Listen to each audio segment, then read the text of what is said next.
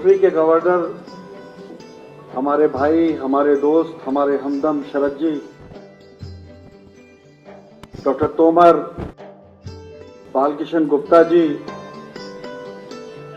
यहाँ बैठे मेरे तमाम दोस्त, डॉक्टर मुकुल चंद साहब, वसुंधरा भाभी, नरेश जैन साहब, शोभा भाभी और तमाम मेरे दोस्त, जब आता हूं यहाँ तो भाई भतीजावादी हो जाता हूं। कुछ भाई हैं, कुछ भतीजे हैं, कुछ ऐसे भी हैं जिनका मैं भतीजा हूं। तो आगरा शहर एक अपनत्व तो देता है। आज मैं भी शरद भाई से कह रहा था कि 25 साल बाद मैं रोटरी के किसी फंक्शन में आया हूं और बहुत बड़ा परिवर्तन मैं कैरेक्टर का देख रहा हूं। और इनफैक्ट रोटरी के फंक्शंस में जब भले ही 25 साल का वक्फा बीत गया, लेकिन उस समय मैं अक्सर जाता था और मुझे बड़े बोर से और बड़े स्टैटिक से लगते थे वो।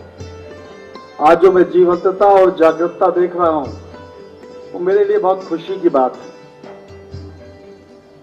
आज जब जैसे जैसे घड़ी की सुई आगे बढ़ रही थी और आप लोगों के चेहरे देख रहा था तो मुझे उमर शरीफ याद आ रहे थे। उमर शरीफ आप सब जानते हैं, पाकिस्तान के एक बहुत बड़े कॉमेडियन हैं। उनको जब सबसे बाद में बुलाया जाता है तो वो एक अच्छी बात कहते हैं। मैं वो बात आप लोगों के सम्मान में उनसे उधार लेकर कहना चाहता हूं। वो आते हैं, सबको देखते हैं और कहते हैं आप सब बहुत पैसे वाले, बड़े खाए पिए, बड़े संतुष्ट लग रहे हैं, क्योंकि ऐसे ही लोग इतनी देर तक बैठ सकते हैं और इतनी दूर तक बोल सकते हैं। गरीब आदमी या मिडिल क्लास आदमी तो बेचारा खा पी के अब तक सो चुका होगा। तो मुझे उनकी ये बात याद आ रही थी। मुझे लगा कि आप लोगों के चेहरे पर थोड़ी हंसी शायद उनके नाम से आ जाए और कुछ मेरी शक्ल देख के भी आ सकती है। आज मैं रोटरी के बारे में सोच रहा था। सब जानते हैं रोटरी क्या है, इसकी स्थापना क्यों हुई, लेकिन मैं आज आपको एक बिल्कुल अलग बात बताना चाहता हूं। हम बहुत बदलती हुई दुनिया में रह रहे हैं। भाषण तो कुछ और तैयार किया था, लेकिन आप लोगों को देख के भूल गया। मुझे लगता है मैं अपने मन की बात आप लोगों से बोलूं। आपने सुना होगा परतंत्रता, आपने सुना होगा स्वतंत्रता, लेकिन अगर रोटरी में आकर आज मुझे एक नई अवधारणा का ख्याल आया, वो है परस्पर तंत्रता। और इस परस्पर तंत्रता की आज दुनिया को बहुत जरूरत है। अभी थोड़ी देर पहले मैं अपने भाई और भाभीियों के साथ अपने कमरे में बैठा था, हम लोग बात कर रहे थे। ये परस्पर तंत्रता इसलिए बहुत जरूरी हो गई है क्योंकि आदम और हव्वा की संतानों ने इससे पहले के लाखों साल में इतना बड़ा परिवर्तन अपनी पीढ़ी में नहीं देखा। आप जरा सोचें, हमने जिस दुनिया में आंख खोली थी उस दुनिया में कभी कोई सोचता था कि एक दिन कोई मोबाइल फोन नाम की चीज आएगी? मुझे याद है, मेरे पिता गवर्नमेंट अफसर थे और 1965 में पहला टेलीफोन जो मिर्जापुर में लगा था हमारे यहाँ, उसमें पूरे शहर में कुल 23 टेलीफोन हुआ करते थे और 30 टेलीफोन की कैपेसिटी का वो पीबीएक्स हुआ करता था। फोन उठा के कहना पड़ता था कलेक्टर साहब से बात करा दीजिए, एसपी साहब से बात करा दीजिए, और उनसे पहुंचने से पहले इंटरव्यू ले लेता था वो टेलीफोन ऑपरेटर स्वयं कि आप कौन बोल रहे हैं, किसके यहाँ से बोल रहे हैं, उसको दिखता होता था। मैं इस शहर में जब रहता था तो मैंने जब फैक्स आया तो मुझे लगा एक बड़ी क्रांति आ गई। लेकिन आज दुनिया जिस तेजी से बदल रही है, उस बदलती हुई दुनिया में परस्पर तंत्रता की बहुत जरूरत महसूस हो रही है। और ये एक ऐसा सपना है जिसे आज देखा जाना बहुत जरूरी है। सपने इंसानियत के इतिहास में पहले भी देखे गए हैं। मैंने बचपन में डॉक्टर राधा कृष्णन के 3 भाषण पढ़े थे। 1944 में जब दुनिया की दूसरी बड़ी लड़ाई खत्म हो रही थी तो संसार के सबसे बड़े दार्शनिकों में एक राधा कृष्णन ने 3 भाषण दिए थे कलकत्ता यूनिवर्सिटी और काशी हिंदू विश्वविद्यालय में। उन्होंने उन भाषणों में कहा था कि एक दिन युद्ध खत्म हो जाएंगे, आने वाली दुनिया ऐसी होगी कि वो एक दूसरे पर भरोसा करेगी। उसकी वजह यह है कि हमने बहुत कम सालों में 2 लड़ाइयां लड़ ली हैं और करोड़ों लोग बेघर हो गए हैं, मारे जा चुके हैं। दुनिया रक्तपात से आजिज आ गई है। मालूम नहीं राधा कृष्णन साहब ने ये बात सोची थी कि नहीं सोची थी कि कुल 3 साल बाद उनके देश के 2 टुकड़े हो जाएंगे और करोड़ों लोग बेघर हो जाएंगे।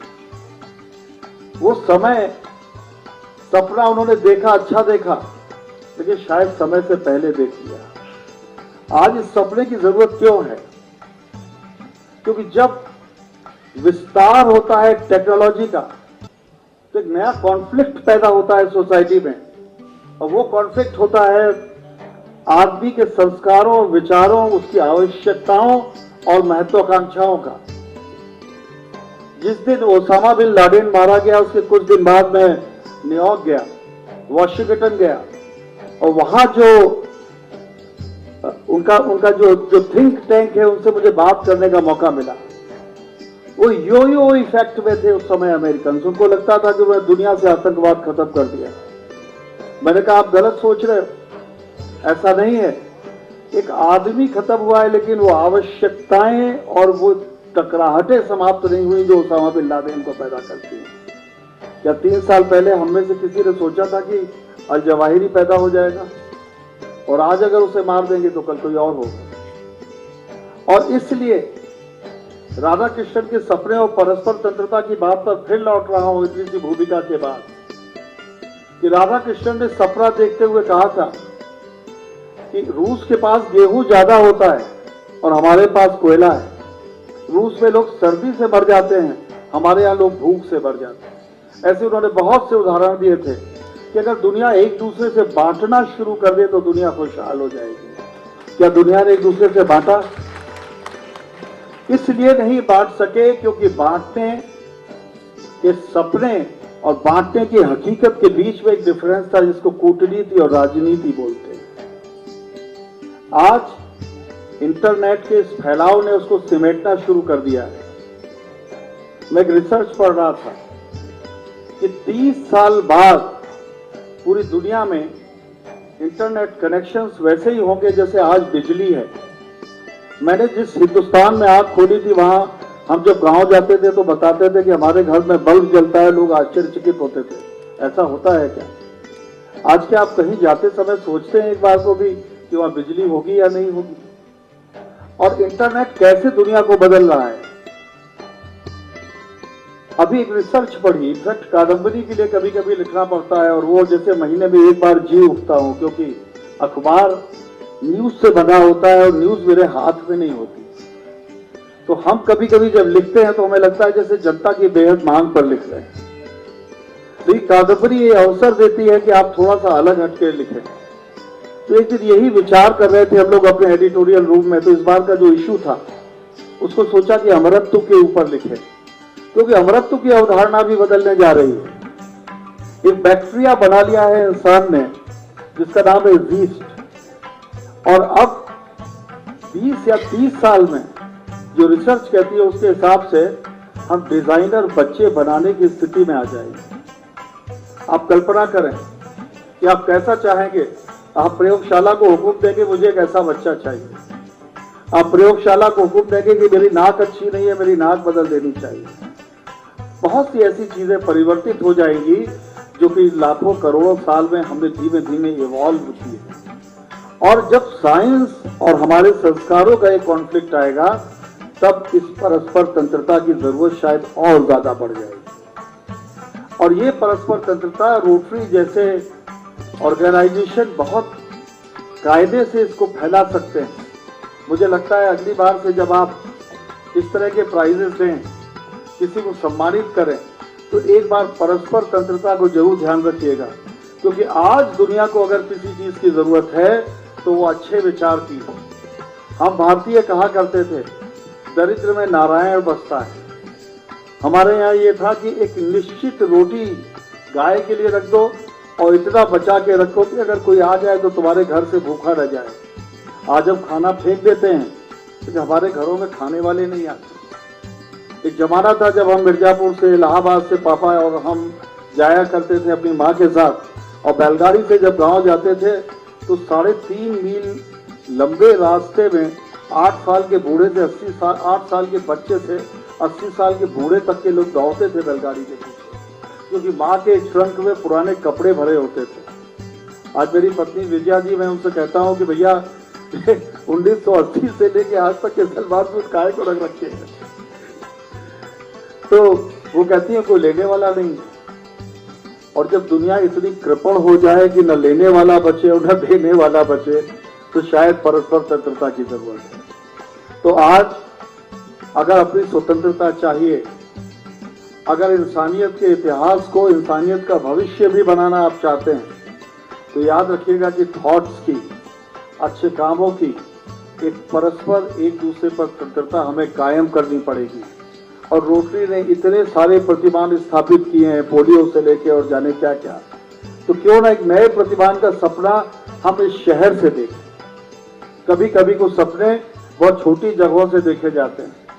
और एक अपना पसंदीदा किस्सा चलते चलते, कि मुझे नहीं लगता कि आपके सम्मानों, आप और आपकी रात के बीच में मुझे बहुत देर खड़े रहना चाहिए। नूरजहां को नींद नहीं आती थी, और शायद राजाओं को, रानियों को, बड़े लोगों को नींद कम आती। उन्होंने आगरा के लाल किले से देखा कि दूर एक दिया टिमटिमा रहा है। दूसरी बार भी कभी उठी, उधर गई तो उन्होंने फिर देखा कि एक दिया टिमटिमा रहा है। लगातार देखती रही तो उन्हें, उनके मन में उत्कंठा हुई कि ऐसा कौन है जो कि अपना तेल और बाती खर्च करता है और उस दिए को जला के रखता है, किसके लिए जला के रखता है। तो उन्होंने अपने सैनिकों को भेजा कि उस कुटिया में जो दूर कहीं है उसमें कौन रहता है उसको बुला कर लाओ। एक विधवा औरत रहती थी, उससे उन्होंने पूछा कि ये दिया क्यों जलाती हो भाई अपने घर के बाहर रात में। उन्होंने कहा मेरी जिंदगी में तमाम अंधेरे हैं, लेकिन मुझे लगता है ये दिया अंधेरे नहीं मिटा सकता, पर अंधेरे से लड़ने की ताकत जरूर देता है। और उस अंधेरे से लड़ने की ताकत बनी रहे, मेरी भी और दूसरों की भी, लोग प्रेरित होते रहे, इसके लिए मैं ये दिया जलाती हूँ।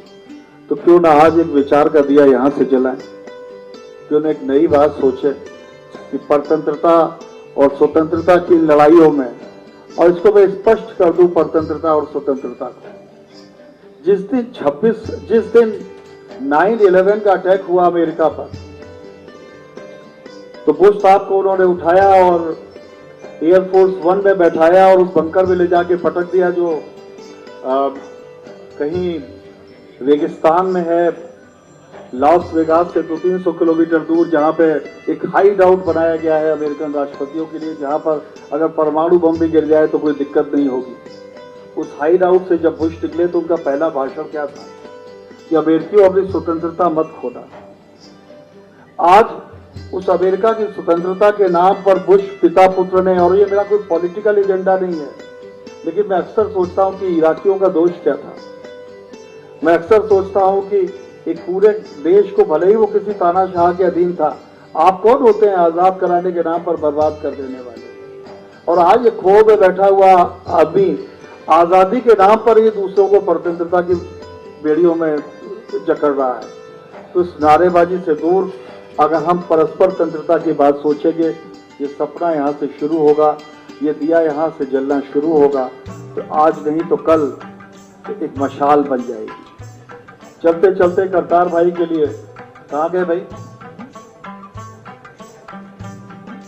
करतार भाई ऐसे ही हैं, वो पीछे ही रहते हैं। मैं बहुत सौभाग्यशाली हूं कि ये मेरे दोस्त हैं, क्योंकि इस देश में अधिकांश हीरोज ऐसे हैं जिनके लिए किसी ने किताबें नहीं लिखी, लेकिन जो बहुत सी किताबों से ज्यादा काबिल होते हैं।